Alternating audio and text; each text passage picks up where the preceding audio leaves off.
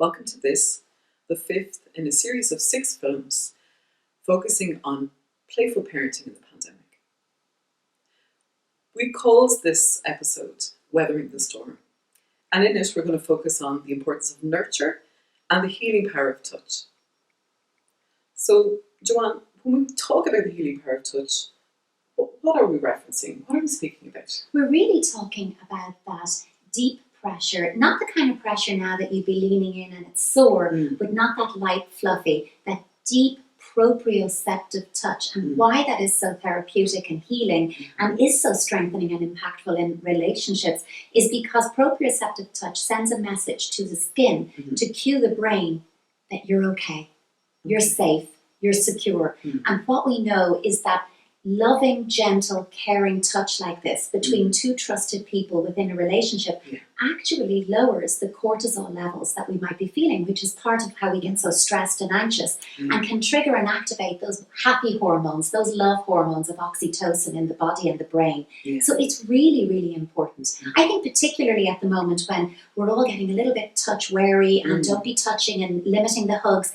So those of us who can still hug and be close to each other really need to look at playful ways to embed this into our parenting. Okay. And so I suppose in hearing that and appreciating how it is that we might consider that, we think of massage and facials and in a sense we understand something of that our bodies ask for and we meet that need in an ordinary sense. But I suppose how does that sit then with respect to the parent-child relationship? Why is it so important to that relationship? I think it is because it's about really instilling that sense of felt safety, that message between a parent and a child that you are deserving of good care, you are worthy of good care, and I am here to do that for you. And it really responds to the trust in the relationship. And in that way, I feel safe and reassured and calmer. And again, we know, looking in the history of all things stressful, is there anything more irritating than somebody saying, calm down? I mean, it will have the exact opposite effect. So we're looking at playful ways now of doing that message rather than speaking it. If we know that our children are tetchy, anxious, on edge, what are the practical, nurture-based ways to affect that change using play? And so what I'm thinking here is, I'm going to go straight into this actually, is we've been using our hand sanitizer, important to say that just before we did this video, and please do that at home as well, but we're going to take some lotion. And what I'm going to do with my lotion is, I am going to put some on my hand like this, and I am just going to take your hand, Janet, and mine, and I'm going to have a look for any special marks. There could be any little ouchies or hurts you might have had, any freckles, anything that's just special to you. I'm going to notice it and take care of it. And I'm just going to rub that lotion anywhere I might even see, particularly with all the hand washing and sanitizing, some dry patches. I'm going to talk about your thirsty skin and really give that some loving, gentle care, and then rub that in like that. And you can feel that I'm giving you that proprioceptive, like it's deep pressure, I'm pulling on your fingers, but not in a way that's, I hope, hurtful anyway. Because now our hands are quite lotiony, I'm going to go straight from taking care of those bits of your hand into a game called Slippery Slip. So my hands are slippy and lotiony. I take your hands and we sit opposite each other, and we're going to pull, and I'm going to slip away. And the object is that the child is going to try to hold on to the parent, and the parent is going to slip. And it's playful and fun, but what you're getting is that pull on the muscles, that proprioceptive input, the tactile transfer of the lotion from my hand to yours, and that skin-to-skin contact. So you're actually getting heaps of nurture in there. For slightly older children, a nice way of doing a nurture-based activity that is engaging beyond this, because this is really suitable, I would say, for the 10 years and under. So when we're looking at that more 11 plus age, is something like thumb wrestling. I think most of us know how to thumb wrestle, but I'm going to do a little reminder just in case. So you take your fingers like this and you curl your hand, lie your thumbs down, and we go 1, 2, 3, 4. I declare a thumb war. 5, 6, 7, 8. Try to keep your thumb straight. Then we push our thumbs up against each other. The object is, I'm going to try hold your thumb down. 1, 2, 3. You're going to try to hold mine down. And we all, as parents, need to watch our own competitive streaks here because your child really should win 2 out of 3 rounds. So you can do this hand, then do your less dominant hand, then 2 hands together. And what you find by doing this in a really engaging, playful way is we've been holding hands for a number of minutes. If you do 3 rounds in real life, you're looking at 7-10 minutes of hand holding. We can increase the nurture and challenge in this activity by making your hands even slippier with lotion and doing a slippy thumb wrestle, because it genuinely is harder, but I'm getting that extra nurture with the tactile transfer there. So there's a number of activities that involve touch, but what you're going to notice is that touch is always a logical part of the activity. It's not touch for touch's sake. It's touch that's built in a playful doing way, and that's why it's so effective. And I suppose one of the other things that we tend to have lying around the house is cotton balls. And I know that's, there's some nice nurturing activities that can be done with this. Just take a little cotton ball, and again, just like I did the lotion noticing of dry patches or whatever on your hand, I can take this and I can just give you a hand massage. And again, you're noticing the type of pressure I'm using is again that proprioceptive, reassuring touch. And I can turn around like this. What you can also do is take that cotton ball and do a full face massage on your child as well, going all around their face, their nose. I could also invite you to close your eyes, and this time without peeking, tell me, where am I touching? My wrist, my thumb, I could lean in and do my shoulder, my chin, my hand, my knee, and so on. So you do a variety of touches, and your child is closing their eyes and just focusing on the touch, which is a really effective way to get them out of their heads and all of the little uh-oh feelings and worries that might be going on up there, and into the now moment, focusing on healing touch. It's very effective. It really is. Sometimes it's the most simple things that can be so effective. And we've titled this one Weathering the Storm, but you also have an activity called Weather Report. Weather Report is basically a modified massage for children. I tend to find massage quite an adult word and prefer to do weather report when doing this with children. I'm going to show on your arm just because it's going to work better on video. But with your child, what I would suggest is you invite them to put their back to you, and you can either do this over their t-shirt or over their pajamas at night, or on their back, skin to skin. And what we're going to find is I'm going to make it rain, and I'm just drumming my fingertips up and down. That would be on your back. I'm going to bring in some thunder, which is doing some chopping. And again, now I'm not hammering that down on you, but you feel that kind of input. I'm doing this grabbing as if you were kind of kneading dough, really, motion for clouds. Clouds and wind. You can lightly blow and move your hands side to side, and then you're going to bring in sun circles using the palm of your hand. Big, warming, reassuring sun circles that get rid of all the rain. No more thunder, no more clouds, just nice warm sun. And that's such a beautiful activity, and I guarantee once you start doing that with your child, you're going to get weather requests every single day. So I suppose we've done a lovely little piece there around touch as a sense. And I suppose what I'm kind of hoping to do now is just open up a few more creative ideas that we can use at home. Again, being able to go to the cupboard and get a few bits and pieces, and really just to give you a few ideas and different things that you can do, and the way in which you can support your child to develop opportunities for kinds of sensory input and exploration, and create a little something. So in the first instance, I just have these two things. You just have a regular standard jam jar, that is often knocking around, and a water bottle. And so you can probably see here, both are snow globes, similar to that. And so, they have, in the traditional snow globey way, they have some nice glitter and sequences contained within them, and all kinds of different butterfly objects. shapes and stars.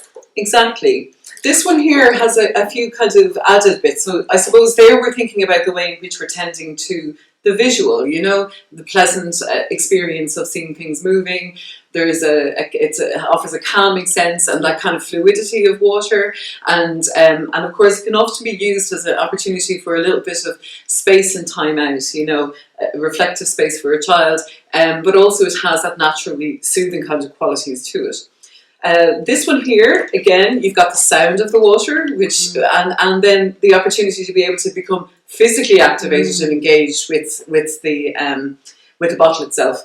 I have some elastic bands here that are along here, so they help and support with grip, but they also offer opportunities just to be able to kind of fidget and play with it.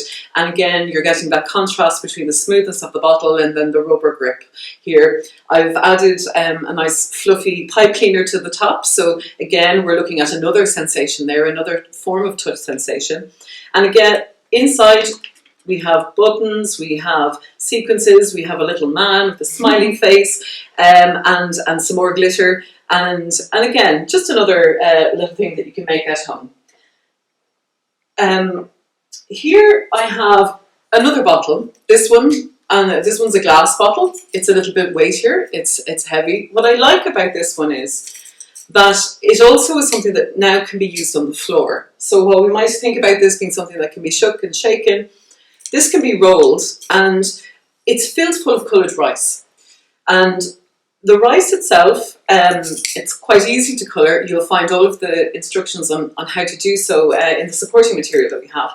But what we have contained within this bottle, and why we call it a treasure bottle, is because we have buttons, we have keys, we have little glass bottles, we have little love heart shapes. It's like a little treasure trove, isn't Absolutely. it? Yeah.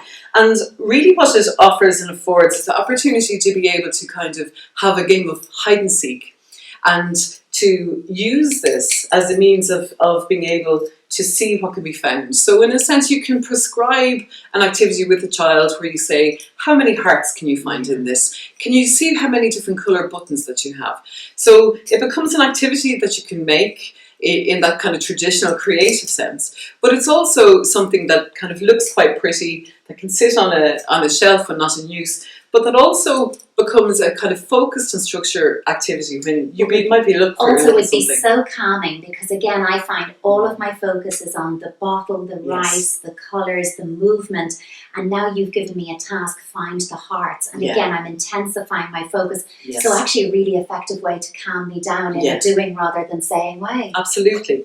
I'm picking up again on the rice, using more materials that you'll find in your store cupboard at home.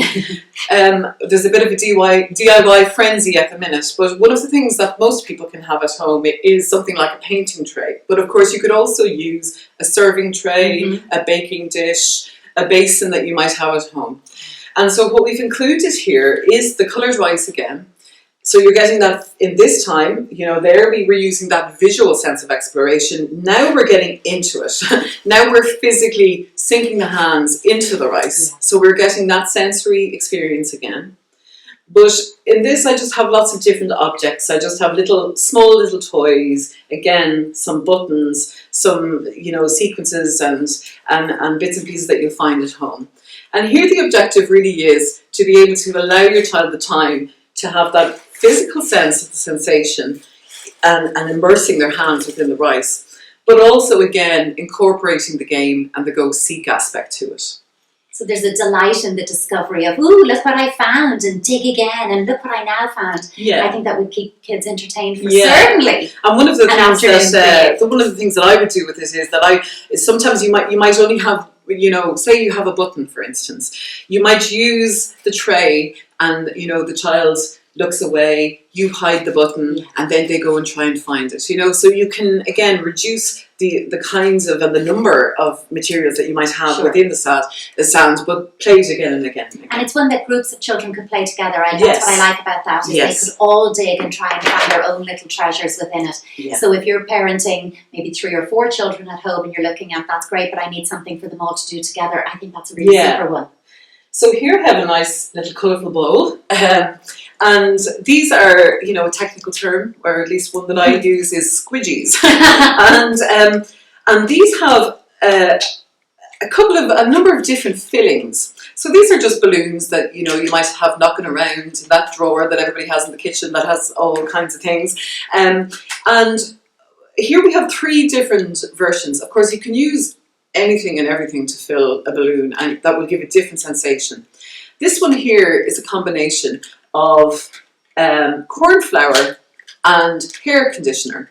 And Yeah. as you can smell, This one there's too. a really intense smell, in this instance coconut, but it also has quite a kind of a squidgy feeling, a very squashy feeling.